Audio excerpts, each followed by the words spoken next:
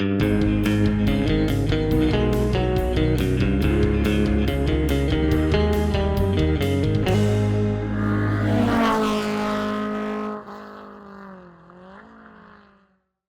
and welcome to today's episode of Car Court.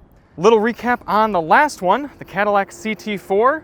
You all voted by 67 to 33% that Chris convinced you that the Cadillac CT4V is indeed a good car.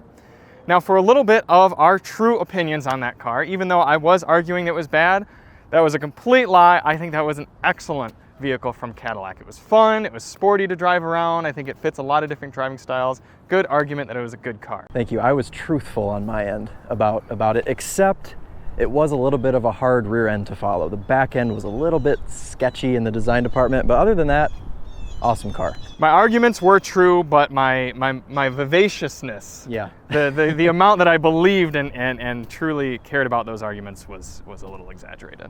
But today's subject for today's Car Court is Genesis's SUV, the GV80. Chris, tell us about this beautiful front end. Yes, this is the Genesis GV80. This is the Prestige package. It is the budget Bentayga. It's finished in this gorgeous shade of green, available in a 2.5 turbo, 4-cylinder rear-wheel drive or all-wheel drive, 3.5 turbo, 6-cylinder rear-wheel drive or all-wheel drive, and this one comes in right about 58 grand. So we are under that $60,000 point, and I just think it is an absolutely stunning mid-size luxury SUV. Absolutely. Whether you think this is a good car or not, you can't disagree that it is at least a stunning and loud design. If you do want to see more on the GV80, we've got a bunch of videos. We actually had the 3.5 liter turbo here at Daily Motor earlier on last year. So we've got a review of the Lexicon audio system. We've got a review of the vehicle. We actually compared it with the Topher against a BMW X5. So check the links in the description if you want to see more on that.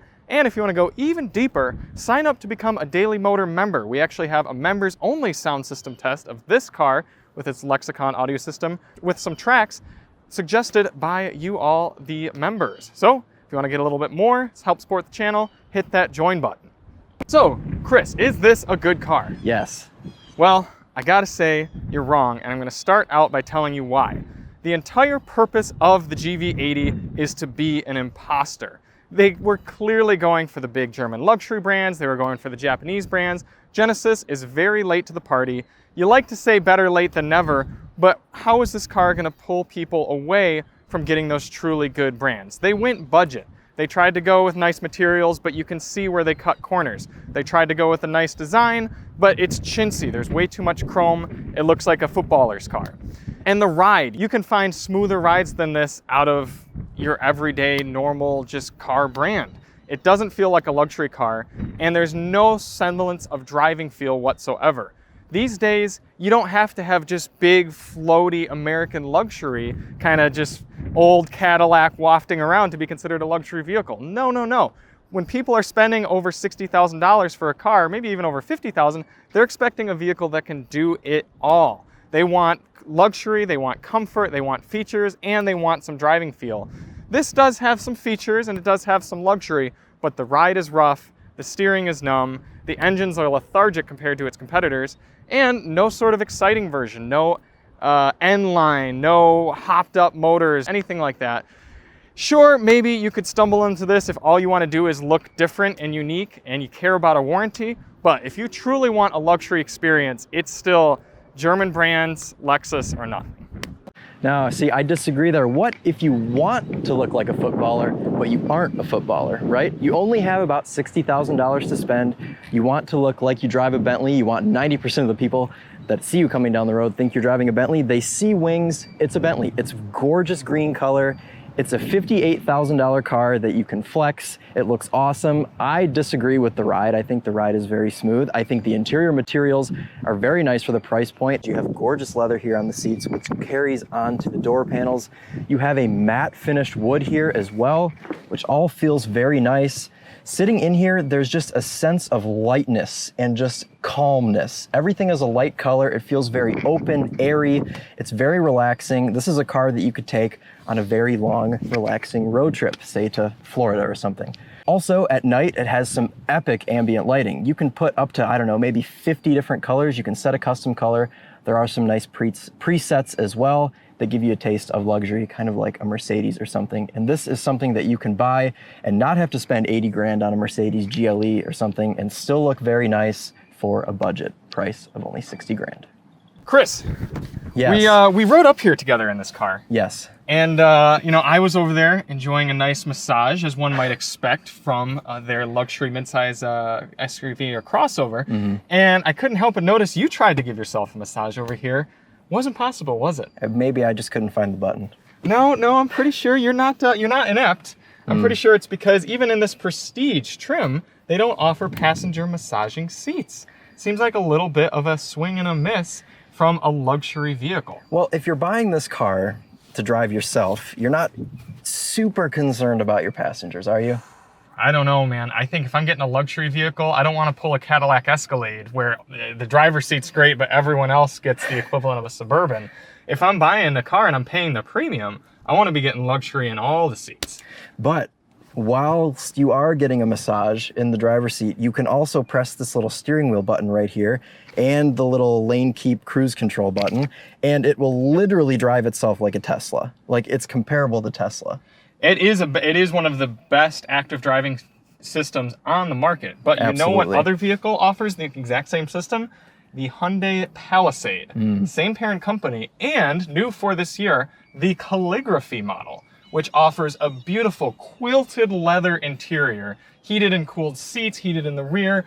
You've got third row as well, adding to the value of the car. You've got just about all the same features in here. Excellent infotainment, good looks, a naturally aspirated 3.8 liter V6, very good motor, and for only $46,000 for the rear-wheel drive car, compared to the $58,000 for this one. Yes, but I don't like my cars to smell like a horse is behind. So I think that I would still go for the Genesis because I think the interior design is better as well, and it doesn't stink. Genesis is trying to take many steps forward with the GV80, but one place they took a step back is this rotary wheel. Compared to the rotary knobs in their previous models, and compared to that in what other brands have it? BMW, it is a step better than Lexus, I will give you that, but this requires too many steps and it's too easy to flip around what you're doing, and it's hard to see if we get this on here. Yes, but unlike the Acura MDX or some other cars that have systems like this is also a touchscreen. So you can still use the screen with your hands. You know, you can go around. You don't have to use the complicated knob. It's there for convenience, sure, but you can still move everything around, you know, as you wish. Yeah, but when you're paying for a luxury vehicle, the last thing you want is fingerprints on your screen. Yes, that's true, but look how excellent this screen is. Look how relaxing the home screen is. And while you're staring at that home screen, that relaxing, nice home screen, you can go down the highway, it air conditions your butt, it drives itself, stays in the lane, and it massages you. It's like being in your own private jet going down the highway in this thing. You're right, Chris. You can be so comfortable that you can turn on fireplace. The sounds of nature and give yourself maybe some calming soothing waves. Yes. The sign of a true luxury vehicle, you know. Nobody needs efficient, powerful engines or a nice, smooth ride or anything like that when you can have calm sea waves. Yes, but we like gimmicks, though, as automotive journalists. We like gimmicks, and we like 50 different settings for ambient lighting, wherever that is in the menu. Yeah, you must like being able to talk to your passengers and you can do that too. And yell at them. Yes, you can speak to the rear passengers, who do have heated seats. I can hear myself back there. They do have heated seats and seats that recline, and they have their own climate control back there too. Kids, I'm sorry we couldn't afford the Mercedes, but we got this Genesis. Is Dad doing well enough? At the end of the day, Genesis has a lot of work to do. And there are people who want the badge. They want to pay extra money to stand out. And Genesis just doesn't have that reputation yet. They've made some decent sedans, but nothing has been able to really compete with and gain attention. I mean, the most attention Genesis has gotten so far is just when someone goes and crashes their car. That's the only thing that's gotten them news.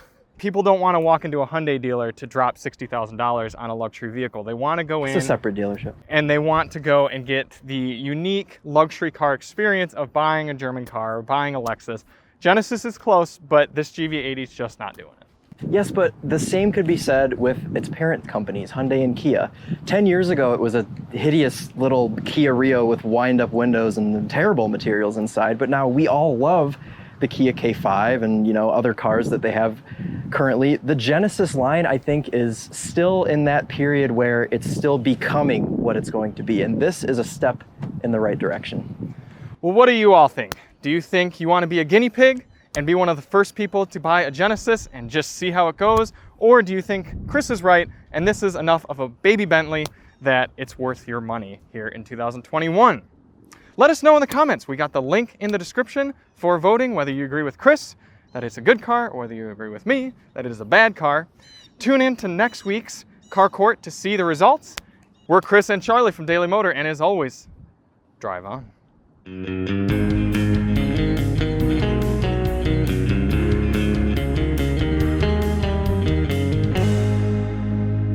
Even though the steering wheel looks like a Ford Econoline. Be careful what you say off when you. It's still recording. I'll put it in there. I'm the editor.